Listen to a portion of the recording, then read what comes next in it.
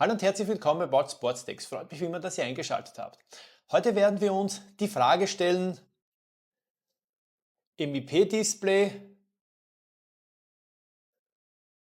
oder AMOLED-Display. Was sind die Vor- und Nachteile der jeweiligen Technologie und was ist im Endeffekt besser? Ich habe versucht, das herauszufinden und das Ergebnis, das zeige ich euch heute in meinem Video. In diesem Sinne würde ich sagen, verlieren wir keine Zeit und legen wir los.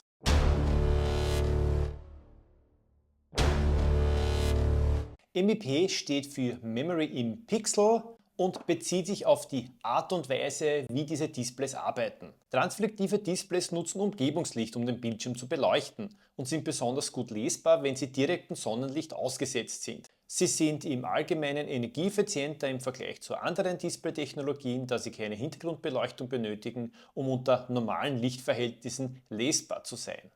AMOLED ist die Abkürzung für Active Matrix Organic Light Emitting Diode und verwendet organische Verbindungen, um Licht zu erzeugen. Jeder Pixel leuchtet selbstständig, was zu tieferen Schwarzwerten und lebendigeren Farben führt. Im Gegensatz zur MEP-Technologie erfordert AMOLED eine Hintergrundbeleuchtung, was in der Regel höheren Energieverbrauch bedeutet. Sie können 65.000 Farben darstellen, was besonders für die Anzeige von Bildern und Grafiken vorteilhaft ist. Da MEP-Displays keine Hintergrundbeleuchtung benötigen, sind sie energiesparender und verlängern somit die Akkulaufzeit von Sportuhren. Eine herausragende Eigenschaft ist gute Lesbarkeit in direkter Sonne. Selbst bei intensivem Sonnenlicht kann man alle Daten auf dem Display jederzeit perfekt ablesen. Weiters schaltet sich das Display auch nie aus. Es ist immer eingeschaltet und zeigt die Daten oder die Uhrzeit auch ununterbrochen an. Und da es nicht wirklich leuchtet, ist es auch in dunklen Räumen unaufdringlicher und fällt nicht auf. Obwohl das MEP-Display einige Vorteile hat, hat es aber auch einige Nachteile. Ursprünglich war die Display-Technologie dazu gedacht, Inhalte in Schwarz-Weiß darzustellen. Bei den anfänglichen Uhren gab es deshalb keine Farben oder aufwendige Grafiken.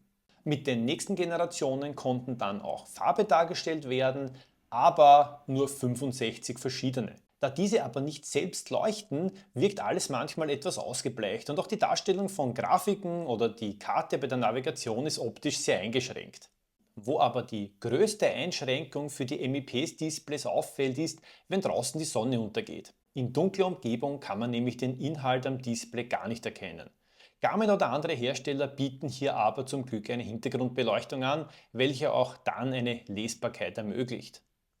AMOLED-Displays zeichnen sich durch ihren kontrastreichen Charakter, die Fähigkeit zur Darstellung lebendiger Farben und die Möglichkeit, tiefe Schwarztöne zu erzeugen aus, indem die einzelnen Pixeln individuell leuchten und bei Bedarf ausgeschaltet werden können. Und genau das ermöglicht eine ansprechende und detaillierte Anzeige von Grafiken, Bildern und Karten auf Sportuhren. Letztere ist eine Augenweide und bietet trotz des kleinen Displays einen enormen Detailreichtum. Aber natürlich gibt es bei AMOLED-Displays auch zwei Seiten der Medaille. Denn diese sind im Gegensatz zu MEP-Displays wesentlich energiehungriger, weshalb eine dauerhaft eingeschaltete Anzeige die Akkulaufzeit schnell mal halbiert. Um hier eine konkurrenzfähige Akkulaufzeit zu erzielen, bleibt einem im Prinzip nur die Möglichkeit, das Always-On-Display zu deaktivieren und das Display per Handgeste zu aktivieren. Ja, jetzt wird natürlich der eine oder andere sagen, hey, ich habe das Always-On-Display aktiviert und ich schaffe auch 5 Tage. Ja, das ist natürlich spitze, aber ich rede hier von wirklich langen Laufzeiten. Ich rede hier von 2 oder mehr Wochen. Auch die Ablesbarkeit in direkter Sonne ist nicht immer perfekt. An heißen Tagen mit strahlendem Sonnenschein zeigen andere Display-Technologien mehr die Muskeln. Wobei man hier fairerweise sagen muss, dass Garmin speziell im letzten Jahr sehr an der Helligkeit der Displays gearbeitet hat und diese mittlerweile sehr gut in Sonne abzulesen sind. Und andere Hersteller, wie zum Beispiel Apple, verbaut in seiner Apple Watch Ultra 2 ein Display, das bis zu 3000 Nits hell werden kann. Also das sind schon ordentliche Werte, wenn natürlich auch auf Kosten des Akkus. Und eine Sache gibt es noch, die einen Nachteil der AMOLED-Technologie darstellt, und zwar die Gefahr des Einbrennens. Das heißt, werden Daten über einen längeren Zeitraum angezeigt, kann es vorkommen, dass sich die Anzeige ins Display einbrennt. Hier haben Hersteller aber mittlerweile die Lösung gefunden, das Always-On-Display in regelmäßigen Abständen zu verändern, um dieses Phänomen zu verhindern. Welche Technologie ist die bessere? Ich glaube, darauf gibt es nicht wirklich eine Antwort. Die einen bevorzugen das subtile MEP-Display, das einer Autouhr einen gewissen Charakter verleiht und wo man sich Wochen oder Monate lang nicht um den Akku kümmern muss. Die anderen wollen eine klare Darstellung von Daten und Grafiken, wollen keine verwaschenen Farben haben, sondern das beste visuelle Erlebnis, wenn sie auf die Uhr schauen. Auch wenn die Akkulaufzeit oft kritisiert wird. Die Tactic 7 AMOLED Edition oder auch die Epix Pro 51 mm schafft mit deaktiviertem Always-On-Display 2 Wochen Akkulaufzeit. Also das ist schon eine wirklich tolle Leistung.